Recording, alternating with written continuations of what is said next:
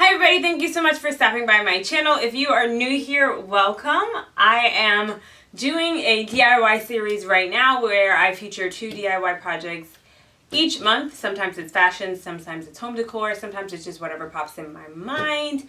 But that is what you are seeing here today. If you thought you were coming for a hair or beauty video, come back on Friday. I have those as well, with a little bit of fashion, but today is a DIY video. So I wanted to do a really quick intro because this DIY is very near and dear to my heart and there is a purpose behind it. It is not just about embroidery or embroidered patches or fabrics. It is specific for a reason. On Sunday, I will be attending a Shawn Mendes concert. If you watched another video of mine, I talked about having a crush who now has a girlfriend.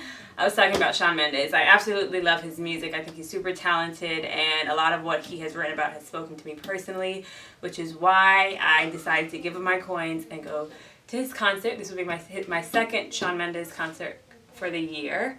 And I'm super duper excited, but I was inspired by his latest album cover, which I will put here for you guys to see. It's fan made, I believe. It's fan made. One of his fans designed it for him, and he just kind of went with it, and I think it's absolutely beautiful, and he has incorporated it into his show, so it has been something that I'm going to pull into my look, of course. I'm going to be starting out with the pair of sneakers, and then I will move on to the t-shirts, but I just wanted to explain why I made these choices. It is all because of Shawn Mendes, and I'm so excited to go to his concert on Sunday. But let's just jump right into this video. I think this is going to be fun.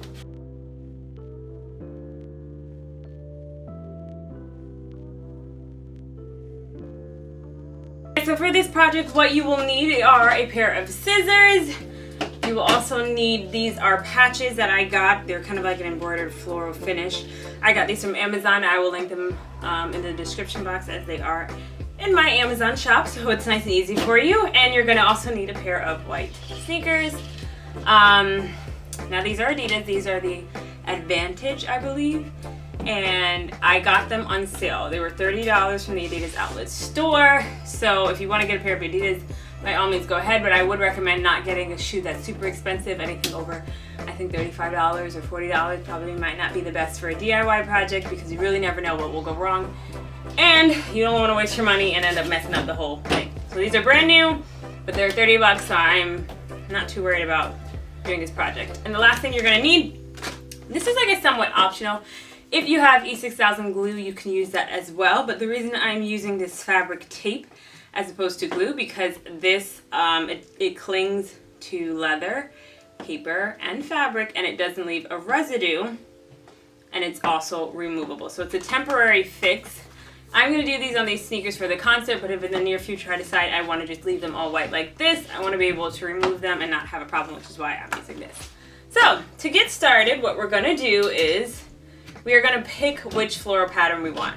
So in this bundle that I got from Amazon, there were so many different kind of pieces, and there's actually, I think there's an iron-on in there that I'm not going to be using. So I wasn't really sure which one I wanted to use. Everything is a pair. Got some shorter ones, some longer. Let's do process of elimination. So I know I don't want this one. Okay guys, so I'm ultimately going with this one. Now, what we're going to want to do here is we're going to want to cut, because we don't, while this kind of looks cool, it'll end up fraying, and being on this part of the sole is just not really that good. So I'm going to position this where I think I'm going to want it, and I'm going to use, I forgot to mention that you probably should get another tape. I'm going to use this tape to kind of start to hold it in place. So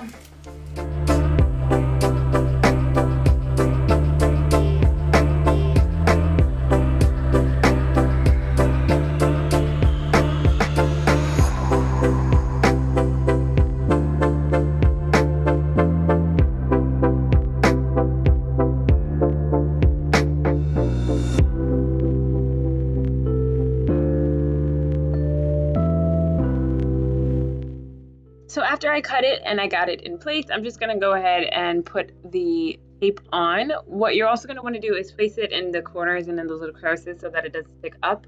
And you're going to want to remove the white backing before you try to put it on the sneaker. I tried to do it as I went. It's not that easy. It does get stuck a little bit, so definitely remove all of the white paper once you have it placed correctly, and then you'll want to go ahead and stick it on the sneaker, which I'm going to do in the next step. definitely recommend removing the tape before you even try and lay out the shoe because it's kind of sticky and hard to do. So I've already stuck this piece on. I'm right there, and yep, it definitely sticks pretty well. Just a good thing, I guess. So I'm going to just slowly bring this around to the other side and pull everything nice and tight. Now once it is on, you definitely want to press this in. The tape certainly sticks. Stuck it for a second. But you want to just make sure that it's pressed in pretty firmly so that it can actually stick to the fabric and not be on a spot where it's not really catching it.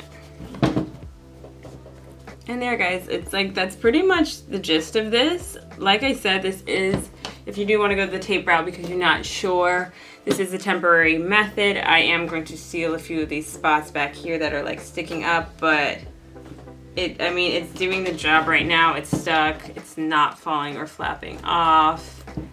And that's pretty much the gist of how to get this shoe done quick and easy with tape.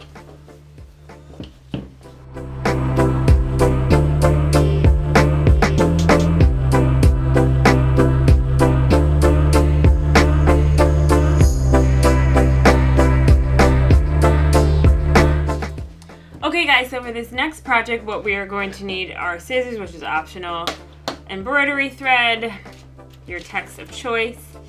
Either you can get a marker that is water, will come out in the water, is washable. I'm sorry, I don't know why I didn't know how to say washable. Or you can just get a colored pencil that will probably be the same color as your thread.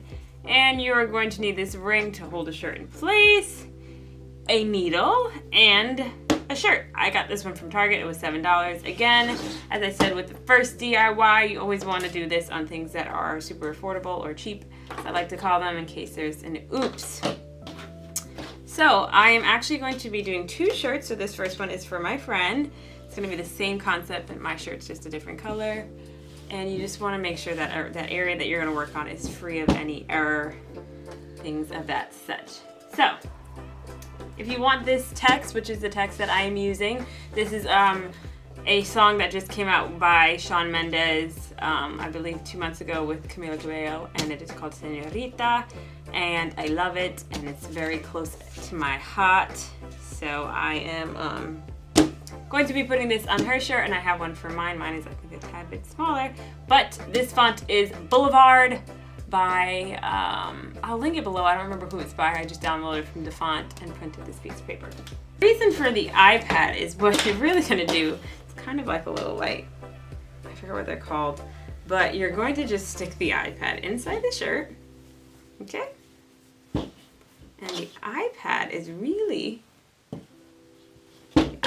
is going to emit light on the front side of the shirt, so that it is easier to trace. This is optional. You may not need this if you have a good eye.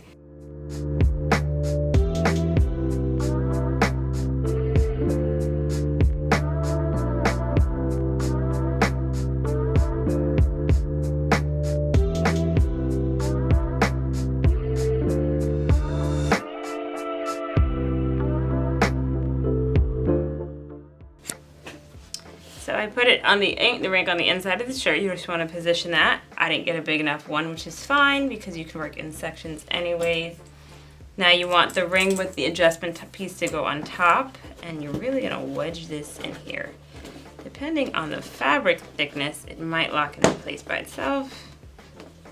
There, if your fabric is thinner, then you'll need to adjust this, but mine is not.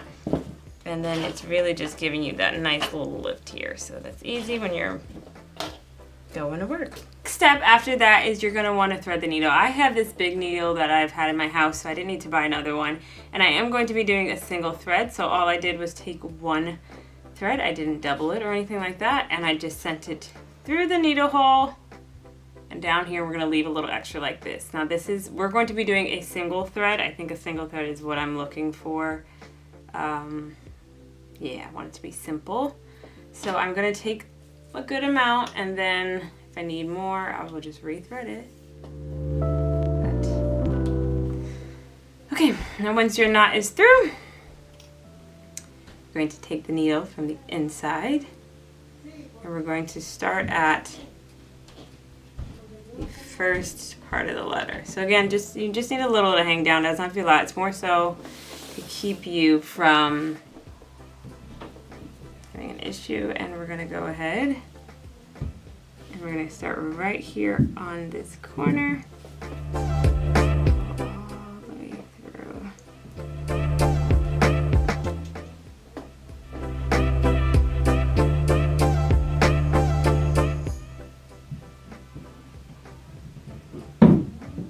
And there is the first point. Now I'm going to just, again, I already made dots here, which is super helpful, so I'm just going to send this back down.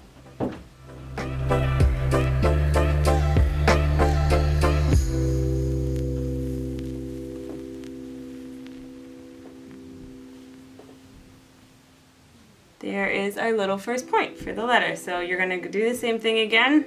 I'm actually switching the stitch because I remembered a stitch that I did in the past that I liked a lot better, where I'm going to come up right in between the previous stitch. So I'm going to intentionally come up right in between that stitch. So again, you're going to want to come through, and this is going to be a little bit more time consuming, so you could honestly choose which stitch you want to do the best, but I remember I did this last time on something and I ended up liking it more. So you come through and then you just go back down wherever you like. It's really when you're coming up that's more important, because that will kind of create this like braided effect here.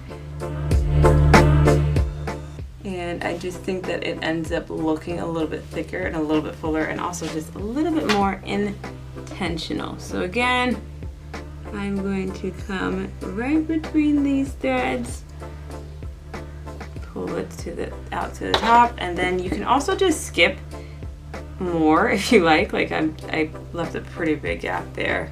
It doesn't make that much of a difference at the end of the day once the thread's all in. It does seem, you can see like the wording, you know, that we're creating here. But I would just be careful on corners and curves to just stay away from taking up too much space. Like this is an S, so I don't want to take up too much space because then it'll create a different shape and I don't want that. So again, I'm just going to come right up in between here, pull it through. You can tighten as I go. See, yeah, this one might have been a little too gappy.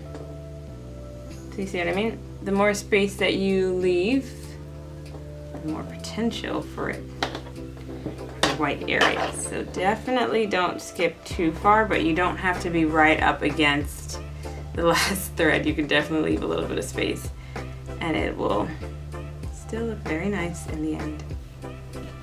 The S is done, and like I said, it has this kind of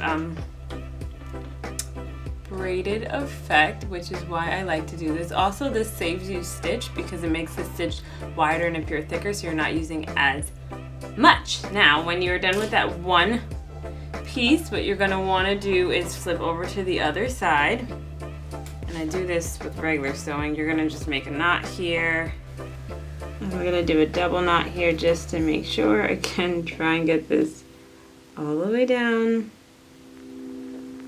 Secure, just cut a little bit of the excess off. And our first letter is on and secure.